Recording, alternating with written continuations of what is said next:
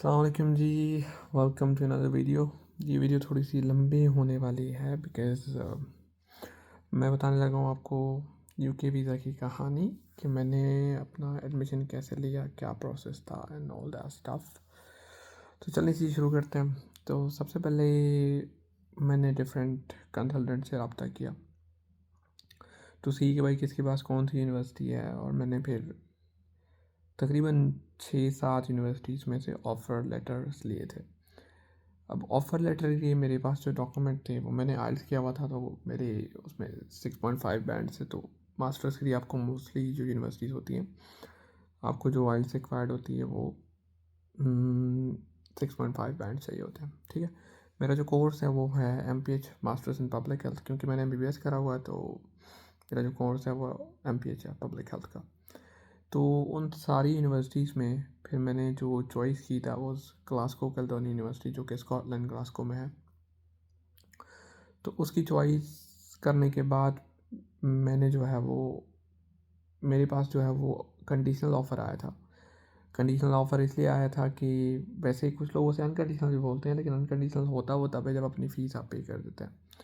तो मेरा, क्योंकि सितंबर इनटेक था, तो मेरी फ़ीस जो थी वो £4,000 थी। तो मैंने बैंक जाके अपनी जब फ़ीस पे की, तो फ़ीस पे करने के बाद मुझे आ गया इंटरव्यू की कॉल यूनिवर्सिटी की तरफ से कि भाई आपने यूनिवर्सिटी का इंटरव्यू देना। तो इंटरव्यू के बाद आपको जो है ना वो फिर हम आपका कैश जो है वो इशू करेंगे। कैश क्या होता है? कैश जो आप एम्बेसी लेके जाते हैं, जो कि आपका एक्सेप्टेंस लेटर होता है यूनिवर्सिटी में, उसको हम कैश बोलते हैं, जिस पे आपका वीज़ा लगता है यूके का, स्पेशली पाकिस्तानीज़ के लिए।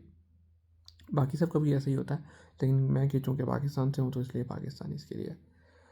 तो यूनिवर्सिटी में कैश का इंटरव्यू देने के बाद 48 आवर्स के बाद उसका रिज़ल्ट आ गया था कि हाँ भाई आपने इंटरव्यू क्लियर कर लिया। फिर उन्होंने मांगी वहाँ पे बैंक स्टेटमेंट कि भाई आप 28 डेज़ की मेच्योर बैंक स्टेटमेंट दे दो। तो मैंने मुझे जो पता था वो ये पता था कि बैंक स्टेटमेंट आप रेडी कर सकते हैं, रेडी करके आप किसी वक्त भी दे दें तो चल जाएगा। ठीक है, लेकिन ना पता लगा कि 28 दिन के मेच्योर बैंक स्टेटमेंट चाहिए। तो मैंने ये किया था, जो कि आप लोग भी कर सकते हैं, कि मैंने बैंक स्टेटमेंट जो रखवाई हुई थी तो उसके अभी 5-6 दिन हुए थे। तो मैंने यूनिवर्सिटी को मेल की कि मैंने बैंक स्टेटमेंट जब अभी लिखवाई है तो उसके 4-5 दिन हुए हैं।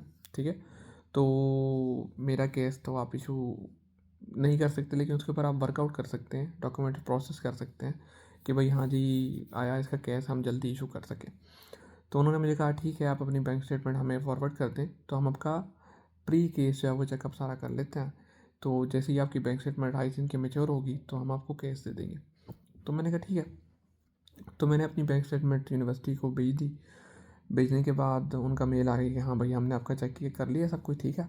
तो 28 दिन बाद जब आपकी बैंक स्टेटमेंट पूरी होगी, 28 दिन की मेच्योर होगी, तो फिर आपने ना हमें मेल कर देनी है बैंक स्टेटमेंट अपनी, तो हम आपको केस इशू कर देंगे। उस वक्त जो चाहिए थी वो बैंक स्टेटमेंट कोई ऑलमोस्ट 74 लाख की चाहिए थी, तो मैंने 74 लाख रखवाई थी। अच्छा, तो जब मेरे दिन पूरे हो गए 28, मैंने बैंक स्टेटमेंट निकलवाई, यूनिवर्सिटी को मेल की, मैं कहा जी लो जी हो गया मेरा बैंक स्टेटमेंट मेरी पूरी हो गई। तो यूनिवर्सिटी ने वो चेक किया, चेक करने के बाद उन्होंने मुझे 2 दिन के अंदर कैश इशू कर दिया। कैश इशू करने के बाद मैंने जी अपॉइंटमेंट ली। अपॉइंटमेंट की जो IHS की फ़ीस थी वो मेरी कोई 1120 पाउंड थी, और जो अपॉइंटमेंट की फ़ीस थी वो कोई पता नहीं, अब मुझे एग्जैक्टली याद नहीं है, लेकिन लगभग जो मेरे ख्याल में वो 1300 समथिंग करके पाउंड मेरी टोटल बने थे, IHS प्लस अपॉइंटमेंट। तो अपॉइंटमेंट देने के बाद मेरे साथ ये हुआ कि अपॉइंटमेंट लेने के बाद मुझे ना NSF की मेल आ गई, जो कि काफ़ी लोगों को आती है। NSF की मेल आई, तो NSF की मेल में उन्होंने कहा जी हम आपकी आपकी जो एप्लीकेशन है वो नोट से फॉरवर्ड है, तो हम आपको रब्ता कर लेंगे कुछ दिन बाद, जो भी है जैसे भी है। तो मुझे UKVI की तरफ से एक मेल आई कि आपका इंटरव्यू होगा, तो वो शेड्यूल्ड है आपका फ़लानी फ़लानी डेट को। तो मैंने कहा ठीक है जी। तो मैंने इंटरव्यू की प्रिपरेशन स्टार्ट कर दी। इंटरव्यू के क्वेश्चन हम अगली वीडियो में बनाएंगे कि मुझे इंटरव्यू के कौन कौन से क्वेश्चन आए थे। तो इंटरव्यू जब मेरा हो गया, इंटरव्यू होने के बाद मुझे ना तकरीबन कोई 9 दिन बाद कि 10 दिन बाद मुझे मेल आ गई BRP की कि भाई आपका BRP है। तो नेक्स्ट दिन मुझे पासपोर्ट कलेक्शन की मेल आ गई। अब जब मुझे पासपोर्ट कलेक्शन की मेल आई तो मैं अगले दिन चला गया एम्बेसी, बड़े खुशी से कि भाई पासपोर्ट कलेक्ट करना है, वीज़ा लग गया भाई का। अल्लाह अकबर। जब मैं वहाँ पे चला गया एम्बेसी, तो मुझे VSF, सॉरी एम्बेसी नहीं। तो जब VSF में गया तो VSF ने मुझे बोला कि भाई आपका ना पासपोर्ट एम्बेसी ने वापस ले लिया, तो आप रब्ता कर लें एम्बेसी के साथ, यूके भाई के साथ। मैंने कहा यार ये क्या, बड़ा परेशान हाल बाहर निकला VSF से। अब सोच रहा था घर क्या बोलूँ, क्या बताऊँ। तो खैर क्योंकि सारों को बताया हुआ था, BRP का मैसेज आ गया, तो वीज़ा लग गया, तो पासपोर्ट लेने जा रहा हूँ, तो भाई सारे बैठे हुए थे कि भाई हाँ वीज़ा लग गया, ये हो गया, वो हो गया, वट।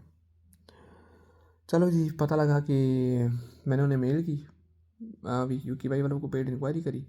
तो पेड इंक्वायरी से पता ये लगा कि उन्होंने कहा जी जो डिसीजन हमने आपकी ली थी वो रिवर्स हो गई है, तो we are still considering your application.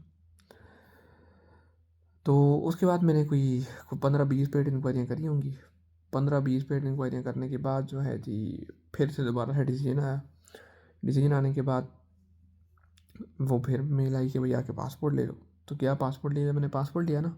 तो पासपोर्ट लेने के बाद मैंने जब देखा तो मेरे 2 वीज़ा लगे हुए थे। एक जो वीज़ा पहला BRP वाला, उसके ऊपर ना मुझे क्रॉस लगा हुआ था वीज़े के ऊपर, मुझे नया वीज़ा इशू हुआ था, पता नहीं क्या रीज़न थी क्या नहीं थे मुझे नहीं पता, but it happened to me. अब जो डॉक्यूमेंट मैंने लगवाए थे वीज़ा अप्लाई करते वक्त, वो एक तो मेरा पासपोर्ट था, दूसरा मेरा एडमिशन लेटर था, तीसरा मेरा केस था, चौथी मेरी बैंक स्टेटमेंट थी, पांचवा मेरा एक्सपीरियंस लेटर था, और छठा मेरा आइल्स का सर्टिफिकेट था। ये 6 चीज़ें थी जो मैंने लगा के एप्लीकेशन पुटअप कर दी थी, बस दैट्स इट। और यही 6 चीज़ें मैंने सारी लगाई थी, एडमिशन लेने के लिए भी, एम्बेसी के लिए भी, वीज़ा के लिए भी। सही है। मेरा जो वीज़े का टाइम लगा था वो कोई 2 महीने मेरे ऑलमोस्ट लग गए थे। तो 2 महीने के बाद मेरा वीज़ा इशू हुआ था, और इशू होने के बाद फिर हम यूके आ गए।